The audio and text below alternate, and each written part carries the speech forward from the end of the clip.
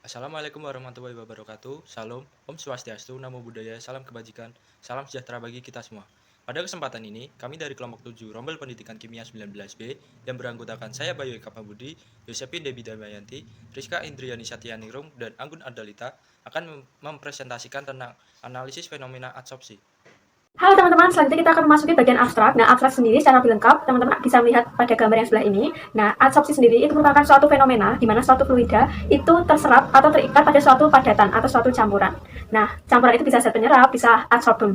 Kemudian, akhirnya membentuk suatu lapisan tipis atau sebuah film zat terserap atau adsorbate pada permukaannya. Landasan teori, absorpsi sendiri merupakan proses penyerapan suatu zat dari permukaan zat lain. Absorpsi isoterm dibedakan menjadi dua jenis, yaitu absorpsi isoterm Van Leeuwen dan Lamuir.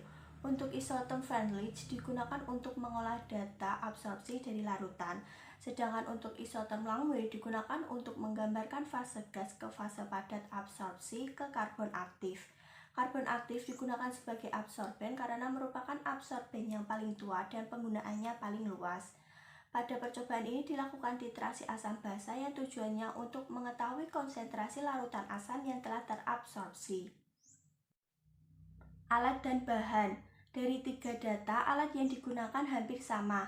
Hanya saja membedakan pada bahan dari data Bayu dan Yosepin, titrasi asam basa menggunakan titrat larutan asam asetat dan titran larutan NaOH. Sedangkan pada data Anggun, titrasi asam basa menggunakan titrat larutan asam klorida dan titran larutan NaOH. Selanjutnya adalah prosedur kerja. Di sini kita mengambil 3 data prosedur kerja dari Bayu Eka Pambudi, Yosepin Debi Damayanti, dan Anggun Ardalita. Untuk prosedur kerja Bayu Eka Pambudi terdapat 2 step. Yang pertama adalah penentuan bilangan iodin, kemudian penentuan daya adsorpsi. Untuk lebih jelasnya, teman-teman bisa melihat sendiri step by step dari prosedur kerja milik Bayu Eka Pambudi pada gambar di atas. Prosedur kerja dari data Yosepin Debi Damayanti. Yang pertama adalah menyiapkan 10 buah Erlenmeyer 200 ml. Yang kedua mengisi 5 buah Erlenmeyer dengan larutan asam asetat 1N masing-masing 25 ml yang diisi 5 buah Erlenmeyer lain dengan larutan asam asetat 0,5N masing-masing 25 ml. Yang ketiga menimbang 2 gram karbon aktif sebanyak 10 kali. Yang keempat, memasukkan 2 gram karbon aktif ke dalam Erlenmeyer yang berisi larutan asam asetat, kemudian mengocok selama 1 menit, setelah itu membiarkan dalam selang waktu 15 menit, 30 menit, 45 menit, 60 menit, dan 75 menit. Kemudian menyaring, mengukur filtrat masing-masing yang didapatkan, kemudian menitrasi dengan NaOH 0,5N masing-masing 25 ml yang diisi 5 buah Erlenmeyer lain dengan larutan asam asetat 0,5N masing-masing 25 ml. Yang ketiga, menimbang 2 gram karbon aktif sebanyak 10 kali. Yang keempat, memasukkan 2 gram karbon aktif ke dalam Erlenmeyer yang berisi larutan asam asetat, kemudian mengocok selama 1 menit, setelah itu membiarkan dalam selang waktu 15 menit, 30 menit, 45 menit, 60 menit, dan 75 menit. Kemudian menyaring, mengukur filtrat masing-masing yang didapatkan, kemudian menitrasi dengan NaOH 0,5N. Kemudian selanjutnya ada prosedur kerja dari data Anggun Ardalita. Teman-teman bisa melihat step by step prosedur kerja dari Anggun pada gambar.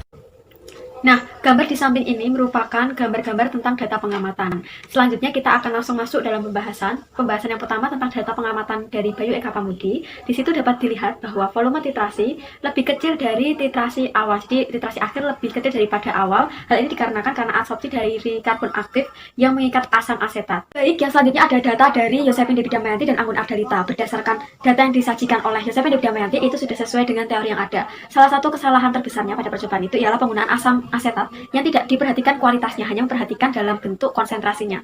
Kemudian dalam pembahasan Anggun Ardalita, di situ prosesnya itu dibagi menjadi beberapa tahap, di mana selama 1 menit teratur dengan jarak 10 menit ditimbang padatannya NaOH sebanyak 2 gram. Nah, fungsi dilakukannya titrasi yaitu untuk mengetahui jumlah yang terabsorpsi.